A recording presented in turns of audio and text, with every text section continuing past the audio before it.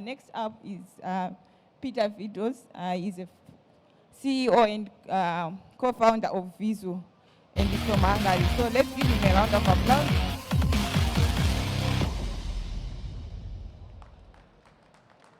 Hello, everyone. So great to be here. Thank you for having me. So in the next 30 minutes, I'm going to talk a little bit about animated charts and data stories and the open source tools that we built for data scientists to build such things. Before I get started, I would really love to get to know you a little better. So how many of you are actually data scientists or data analysts? Please, show of hands. Okay, at least some people in the room. How many of you have to share your findings with business stakeholders regularly? Show of hands. Yeah, everybody who's a data scientist. I mean, this is a sensitive one. How many of you currently just, screenshot your plots from the Jupyter notebook and add it to a PPT file? Yeah, there are many people who do that. I mean, I understand that has been the industry standard, right? The best way. Now, what I'm trying to show you is that we built a tool that might make it so you can make a lot more effect with our tools. I wouldn't say it's easier, so it's not easier than doing a screenshot and pasting it into PPT, but the effect of it, I mean, I know people who got a raise for using our tools at a presentation for their company stakeholders. But first of all, let me start a little bit about our background. So basically, we built a generic chart morpher. We have an engine that can generate a plethora of different charts and can interpolate between those charts seamlessly.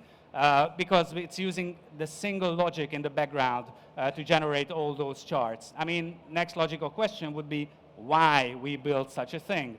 And the reason is we have a vision we're working towards. We think that if we are able to build a visualized interface for data, then these should be obviously moving. So then people could be working with data in a much more intuitive fashion, from exploration through storytelling to reporting, dashboarding, and forecasting.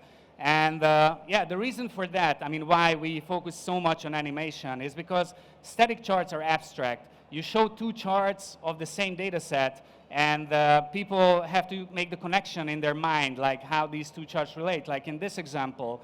Whereas if I connect the views with the use of animation, finally this one's working, then everything becomes very intuitive. No further explanation is necessary. And this can save a lot of, brain resources for your audience, for example. But also for exploring a data set, it's much easier to make the connection. And you can use it in a plethora of different ways, like, for example, drilling down and showing the components of a composite index or how they relate to one another. You can obviously use it to show how one, in case of a stack chart, how one component relates to the others, and if there's one that goes against the trend. You can show changes in aggregation versus distribution, or you can even just turn one, you can obviously show change over time, as in the racing bar charts that has been so popular a couple of years ago that they've been banned from the Data's Beautiful subreddit.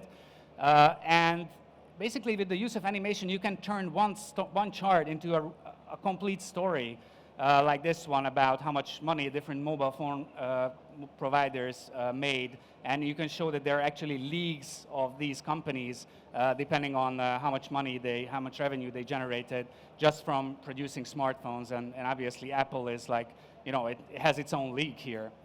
A little bit about our technology before I get to show you some specific examples. So the core engine is written in C++. We use WebAssembly to compile it in the browser. Earlier on, we used it in-house to build stories and interactives. And after we managed to raise an early-stage funding round, because we're an early-stage startup ourselves, we released an open-source charting library for JavaScript developers. And then, roughly 1.5 years ago, we built our first tool for data scientists called Vizzu that runs in Jupyter Notebook and other computational notebooks. And this is intended to be used by data scientists who, as we learned, regularly have this challenge of having to present their findings. So the animated charting and the storytelling thing seemed to be useful for them. And we built a little extension that already enables you to build, present, and share interactive animated data stories right from your notebook, whether it's Jupyter or a different type of notebook. We have a ton of integrations. As you can see, the reason we went open source was to learn and to get the feedback and also to get these nice integrations into other tools in this whole ecosystem of open source data science tools. And actually, I'm going to have a workshop tomorrow showing our integration with Streamlit. It's around noon, a little bit after that. And you will learn in 2 hours' time how to make interactive animated reports and dashboards within Streamlit. I'll show you an example later on. But without further ado, let's get down to coding. Let me show you how the thing works. Actually, I created a repo folder on GitHub for you. So if you take a picture of this QR code, or if you just go through the link, you'll end up at a GitHub folder where I prepped all the materials that I'm going to show you. So later on, you'll have the chance to just take a look at it and have more time to walk through it. And yeah, this is the folder you should arrive to with a friendly welcome and a couple of links there. And here there are some folders with the notebooks, with some generated HTMLs, sample data sets, and so on. So how does IPyVizzu works? It has a very simple basic logic. It has a single method called the animate method. You call it once, you get to a static chart. You call it once again, your initial chart will morph to the second one. It has 3 arguments. You have to add the data to it. You have to set the configuration of the chart, the styling. We have a ton of different options for the styling part. And you can also fiddle with the animation options. Now, actually, doing properly animations is a challenge. We try to make it work out of box, but there can be specific situations, and we are happy to be challenged whether we're using the right settings or not. So if you find that something doesn't work for you, just let us know. We actually have a Slack workspace where everybody is very welcome to give us feedback, and I'm going to be around for the whole of the conference. Just let me know if you have any ideas or suggestions with regards to what we should do.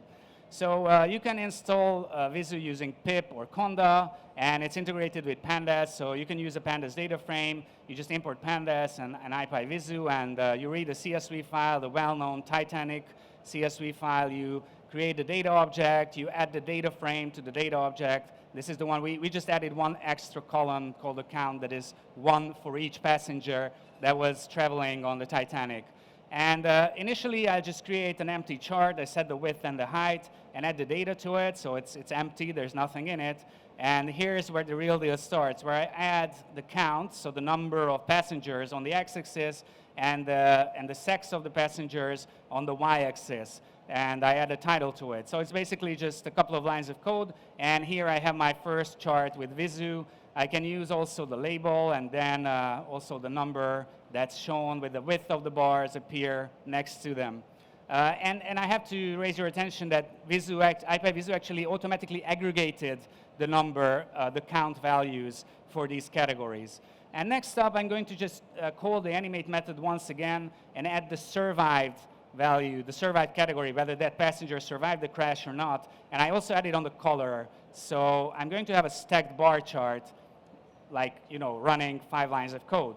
It's that easy. And if I remove the survived category from the x-axis, so as you can see, it was here on the x, and right now it's removed in the next cell, and I add it to the y-axis where it was only the sex category, then we'll end up with a grouped column, grouped bar chart here. So everything happens automatically. I know the syntax might not be supernatural for Pythonistas. We're working on making a more Pythonic API that should be ready in a month or so. But still, we feel that it was, like, initially, and considering that we have this generic logic in the background, that was the way we wanted to move forward. And you can set a ton of different things already in the configuration part. So, like, turn the geometry of the elements to circle, so that instead of a rectangle, we're using circles now, which means we can add the same value or a different one if we want to the size. So now the circles have different size depending on how many passengers they represent. And we can, from the Euclidean coordinate system, we can turn to the polar one to end up with a chart that make no sense at all. So it's important to keep in mind that because of the generic nature, you can make a ton of different charts that we are not accustomed to. They abide all the rules of a data visualization. But since we don't regularly use polar, what's this? It's a horizontal lollipop charts very often. No wonder why. Nobody will understand what's on the screen. So yeah, and the feedback we got initially was that people like to know what kind of chart they are going to end up with, so they don't just want to play with this generic logic, and that we would need some way to go back and forth between the visualizations. Otherwise, rerunning the cells can be very tricky. You might not end up with the visualization you intended to be. So firstly, we introduced presets, preset charts. Right now, it's another example where I'm using a data set in which you have like how much revenue different music formats generated in the US throughout the years. And yeah, so, and I then again initially create an empty chart. And here I'm not going to use the config yet, but yet the config bar. So I'm going to create a bar chart like this. And if I want to use a group bar chart because I want them to be colored differently, then I just call the group bar preset like this, and I'm going to end up with a group bar chart. So we have a ton of presets that you can find on our website. If you go to ipyvizzu.com and go look for the presets, you will see those. As you can see, all of these have different characteristics, and if you click on any of these thumbnails, then you can see how to create a bubble chart with like 3 lines of code. Or these 3 parameters very easily. So there are also the styling opportunities. So I want to change just the color scale here. It's really easy. I just list the colors that I want to be included on my chart. But yeah, as I said, we have a ton of different options. So right now I'm setting the styling in a way that it fits my needs. And actually, after running it, so you can see now we have the right number format, and the title got a little bigger. Actually, even these changes are being animated whenever it's possible. So, if I change the title of the font size to make it like double, it's going to happen in an animated fashion, showcasing how the engine works actually in the background, and indicating what changes you made. And so you can make a bubble chart from the same data set, or a group bubble chart fairly easily. And obviously with the animated transition, turn it into a stream graph. And yeah, so here comes, and add even some extra events. They are still in JavaScript, sorry about that. So for example, there are too many years listed at the x-axis, but if I add this event, it's going to remove every year that's not divisible by 5. It's as easy as that. And we also have the tooltips. So if you move your mouse over the chart, the value on the underlying marker is being shown. And yeah, so we have a couple of neat tricks that you can use. Just turning the splitting on will turn a stack chart like this, so you can see the trends right next to another. You have the opportunity also to filter the data. So for example, this code will tell that I only want those that belong to vinyl and streaming to remain on the chart. So zooming in an animated charting session, so like filtering in an animated charting setting means that we're zooming in on those elements. So if I run this cell, we're going to just zoom in on streaming and vinyl, and you can see the opposite trends that they had over the years. But actually there's like a comeback of vinyl here, as you can see, towards the end of the end of the 2010s. And yeah, if I turn the filter on, then we come to the part that my wife liked to call when the elephants kiss. Now you know why. And yeah, so there are so many different versions. If I turn this into a line chart, you can compare how these formats competed one against each other throughout the years. And so the first the first problem that we had, or the first problematic feedback that we got about the presets is now being addressed. The second one was about the stories. So like whether or not I can just make my views of my data set and go back and forth between them. So that's why we released this new extension called ipyvizzu story roughly a year ago. Again, I'm using a different data set that shows how much revenue, how much money the US government, the federal government spent on different things. A little bit about the logic. So inside you're using also configuration, similarly, the same syntax as with ipyvizzu, but now you have slides, and within slides you can have one or multiple steps. So let me quickly show you how this works. I'm going to set the styling separately in this case, and then create a story here, and add my first slide. So I create the slide object. Within that, I create the step. And within the step, it's basically the same syntax that we had with Vizzu, and I just add it to the story with the add slide method, and at the end I'm just going to play the story. So what I'm going to end up with is this data presentation right within the browser that contains the views that I generated. Yeah, I had some issues before running this. It's always helpful to run the inspection here, and yeah, okay, there's some issue here. Okay, whatever, I don't think it's, oh yeah, I know what the problem is. It should be a stacked area chart, which is the preset of it is called stacked area, but just to make sure, I'm going to check the documentation. Yep, like this. I add it here. Yeah, let me see if it works. Should at least. Okay, let's. I'll try it one more time, and if not, I have some stories that I prepped for you. Okay, anyhow, it doesn't work, but yeah, I still have time for that. So let me quickly show you what I was meant to show here. It's an example you can find on our site. It's called at ipvizzustory.vizzuhq.com. And yeah, so we were dealing with this. Here we have the story and also the code that I was about to show you. So basically, right from your notebook, you have your controls beneath the chart. You can just go back and forth between these views that you generated. Like we turned the splitting thing on. I moved just back to the original stacked area chart. You can zoom in and add an additional category, which shows how much money the US federal government actually spent on defense compared to all other stuff that they consider R&D.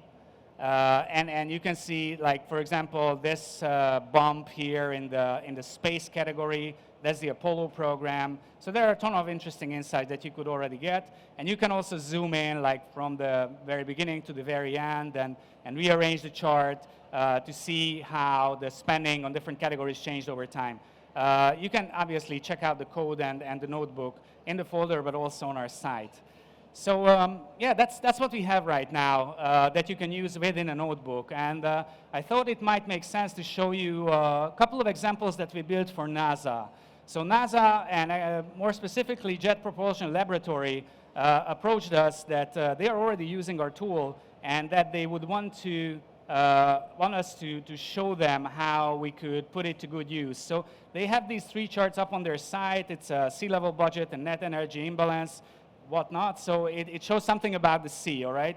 I'm not an oceanographer. I have to say it out loud right before I show the details. But basically, they have three charts here that show how the sea level, the ocean heat content, and the ocean heat uptake changed between 2003 and 2020.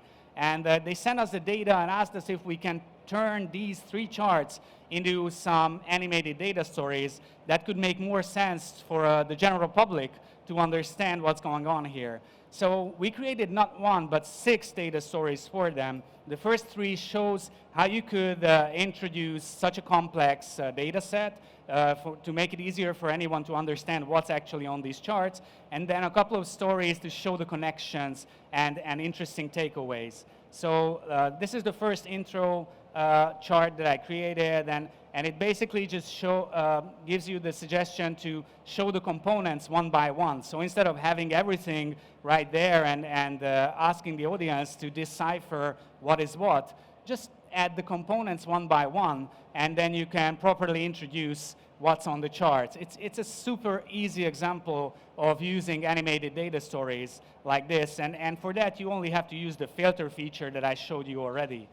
Another example is, like, you have these spreads, so these lighter areas around the lines, and you might want to point out what those are. So we actually built an example that shows that and allows the presenter, so anybody trying to tell a story about it, to properly introduce, like, okay, we have the spread. I mean, these are the results of different measurements, the minimum and the maximum, but actually what we're focusing on is the mean, which is the line there. So you can obviously do it for multiple components at once, and then you can just filter out the spreads in order to direct the audience's attention to what really matters, which is actually the mean, so the lines there. And yeah, so a third way of introducing such a data set is not to show the whole timeline right away, but to just zoom out and show something specific that happens either on that specific segment or towards the right side of the component. So for example, from 2003 to 2010, there was a steady growth of these metrics, and then, yeah, sorry, I go full screen first. So then there was a sudden dip. I'm pretty sure if I were an oceanographer, I would have to explain what happened over there. Luckily, I'm not. And then if we fast forward like a year and a half, there was the numbers were turning down again. So we could be like, oh, something interesting happening there. But no, that was just a local minimum, and then everything went back to growing once again. And then, yeah, there's a period where there's no data. So you might want to talk about that. And then at the end, you can just zoom out and show the whole period that you have data for. Again, super easy, yet I'm pretty sure you didn't need that much explanation even that I gave you in terms of what's going on around here. So the three stories that we built using this data set, the first and most logical one should be to connect the three charts, to animate from one to the other. But there are certain challenges here that we'll direct our attention towards data visualization and the rules of data visualization in general. So here we see total sea level in black and ocean mass in blue. Here, the blue thing is total sea level minus ocean mass. I mean, that's, you might want to use the same color or one color for each thing and not use total sea level minus ocean mass and ocean mass, the same color for that. Again, thermal expansion and Argo observations, we figured it's the same, but it's called differently, even though they use the same color. And here, the red thing is called residual, and here it's called difference. We don't know what the difference is between those differences, but in order to move forward, we use them the same way. And also, in the third chart, we have one data point for each year, and in all of the others, we have one data point for each month. So how we tackled this challenge of connecting the views was, like, first of all, we showed the original chart only with the lines now, and then we removed the two initial categories that were only on the sea level chart and showed the total sea level minus ocean mass instead, because that would make more sense to have the same data before turning that, or animating to a different chart. And then we animated to the ocean heat content, so to the second chart. It's like taking two steps and explaining what's going on here. And actually, there's not much of a difference. So obviously, this one is in millimeter, and this one is like 10 on the 21st joule. But basically, if you check the trends, they both show the same. Cool. So now the third chart. First of all, we needed to turn the monthly data to yearly data, and that can also be done. There's a little bit of data prep magic in the background, yeah, right now the animation is not as smooth as I want it to be, but it works really well. Oh yeah, by the way, I'm using my clicker here to move back and forth between the slides and not the buttons here, because obviously you can do that with Vizzu. So you can show the yearly data, and then, yeah, there are a couple of steps to take here. There was no residual there. Now we move to the ocean heat uptake, and there was an extra category that needs to be shown on the chart. So we have the connection between the three charts now. It wasn't easy, but yet with a little bit of explanation, you can understand the connection and the relationship between these charts. Okay, next up, the connection. So actually, total sea level equals ocean mass and thermal expansion plus the residual. But that's not explained here, right? So you might want to explain it to your audience that there's this relationship between the data points. And you can obviously do that very well using animation. So first we start with showing the sum of all the parameters, the total sea level, and then we add the ocean mass. Now if we subtract ocean mass from the total sea level, we end up with total sea level minus ocean mass. And now if we show the thermal expansion and deduct the thermal expansion from the total sea level minus ocean mass, then what we end up with is the residual. So, it's fairly simple, but yet it makes it crystal clear like what's going on around here. You can also do it the other way around. So if I show the three components side by side and turn them into area charts, because for summing up values, it works a lot better.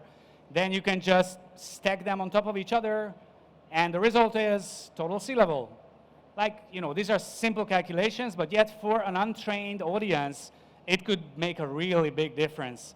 And actually, if you're using the area chart, you can also show the contribution of the different factors to the total value while making, because of the animated transition, a pretty clear connection between the two charts. So here, around here, the residual grew quite a lot. So the contribution of the residual, which, again, I'm not an oceanographer, I don't know what happened there, but that would definitely require some sort of explanation. And lastly, so when they first sent us this chart, we thought it might be showing, I don't know, a spaceship going to International Space Station, So all these lines are going towards one point, and it's so nice. It turned out not to be the case, but that it shows delta. So we have the measurement right at the right side of the chart, and everything is in relation to that measurement. So, in order to make that clear, you might want to just move that point of reference to a different point. So, for example, to May 2011, which was like the high point of that dip that I was talking about before.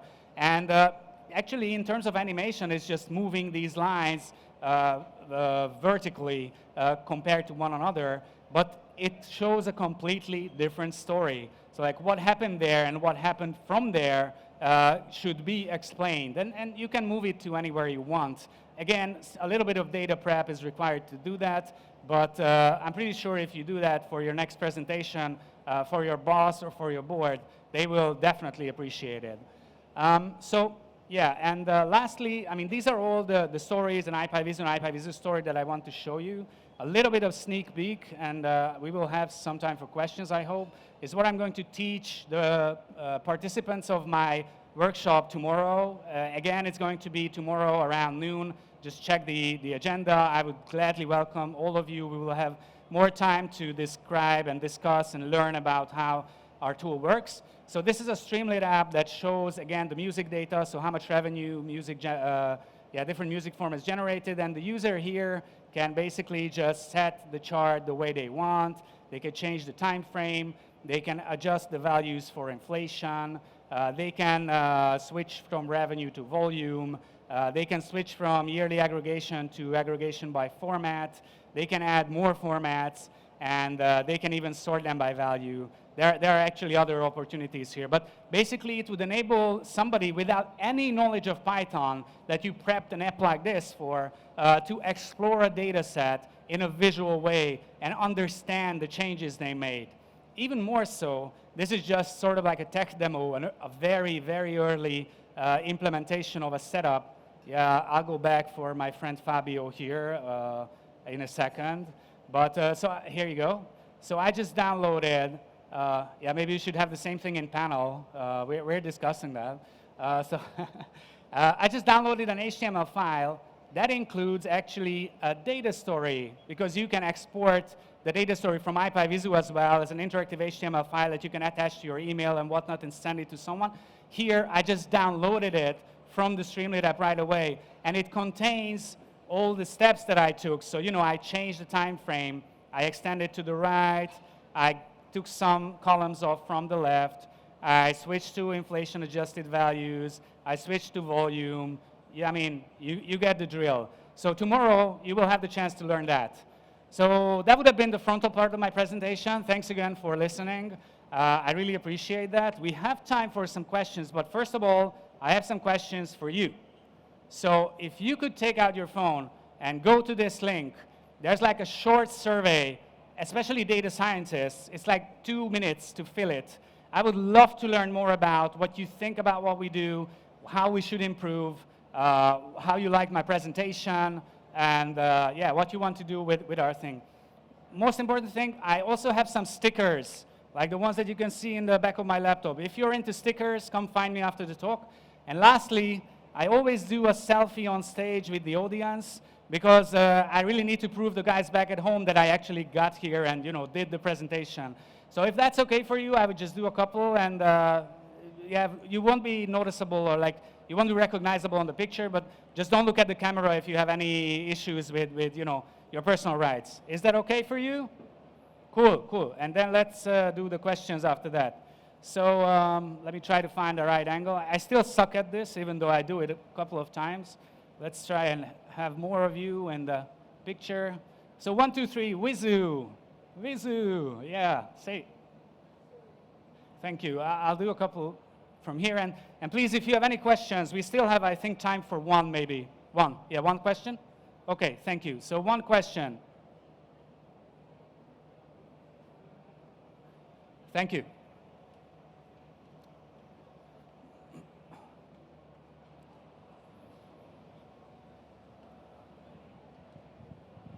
Hi. Hi. So I have two questions actually. Number one, okay, one. So do we have option to embed this into a website or something? So for example, I'm creating a website for my services or something like that, and I want to show some dummy charts or something, right? Yeah, you can integrate it into your own service. We have the open source JavaScript library if you want to do that. We'd be happy to assist you on the way. So just let me know what you have in mind, and I'll be happy to help you set it up. We have our own service in mind, and we just raised an additional funding round this summer. So we will build something for business stakeholders in the coming months. So be sure to sign up on our website to our newsletter if you want to keep track of that. It's actually vizzuhq.com. Yeah, but for now, feel free to include it in your service. And again, as I said, we're happy to help. So thank you very much for your attention, and I'd be super happy to talk to any of you either right now or at later on. Thank you.